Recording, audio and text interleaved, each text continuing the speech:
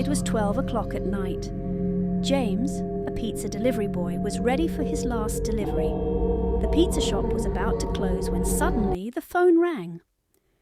"One last order," said the manager, and gave James the address of a deserted area. The place was far from the city, where few people lived. James turned the key to his scooter and set off on the dark roads. The cold wind blew against his face and the streets were deserted, but the atmosphere was unusually quiet. The windows of the mansion were broken and the gate was rusty. The strange thing was that when Kajab James arrived at the desired place, he found an old, dilapidated mansion near the door, with no light, only the grim shape of the mansion emerging in the faint moonlight. "Who can order pizza here at night?" James questioned himself, but soon shrugged his shoulders and moved on. He knocked on the door, but there was no answer from inside. A few moments later, the door slowly opened by itself. James' heart beat faster. He hesitantly peeked inside. There was no sign of light, only deep darkness inside. A strange cold wind was coming out. "Hello!" James called out in a trembling voice, but there was no answer. He was about to back away when suddenly a heavy voice was heard from inside. "Come in with the pizza!"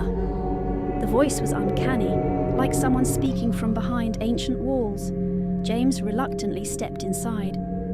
The floor was covered with old wooden sheets, which creaked with every step. Old, rusted pictures hung on the walls, the faces in them looking haggard and scary. It felt like they were all staring at James.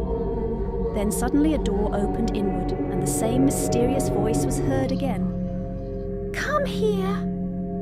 James' whole body was numb, but out of curiosity, he slowly started moving forward.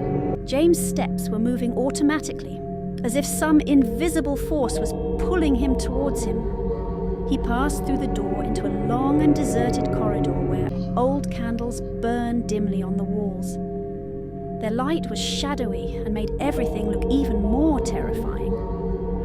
As he moved forward, he felt the pictures on the walls moving.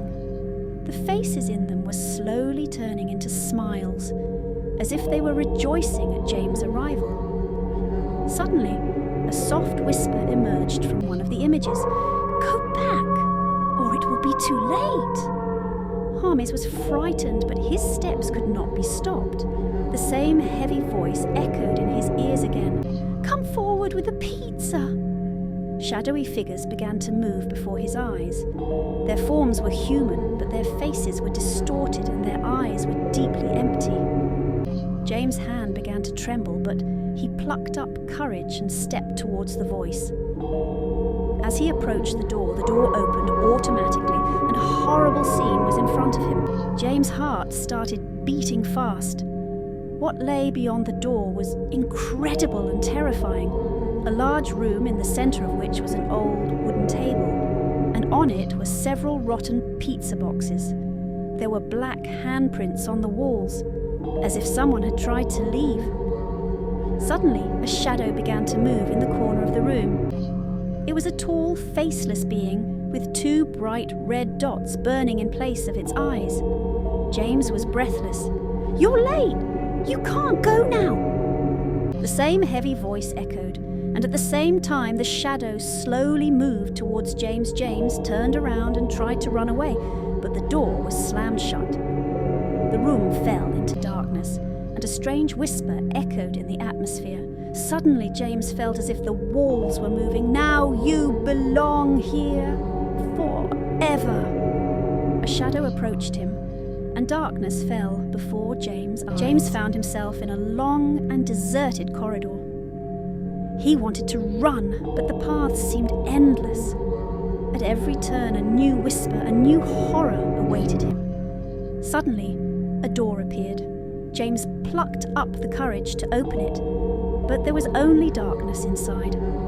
As he stepped inside, the door closed automatically, and someone whispered close to his ear, "There will be no escape." While walking in the dark, James saw a dim light. He ran towards the light, but as he approached, shadowy hands grabbed him. He started just shouting, but the voice got lost somewhere. Finally, the light was at the end of a tunnel. James gave one last push and pushed himself into the light. The ground began to slip beneath James' feet, and he fell into a dark pit. Trying to scream was futile. Suddenly his eyes opened. He was sweating on his bed. It was all a nightmare. But then there was a knock at the door. "Pizza delivery," came a heavy voice. James' blood froze.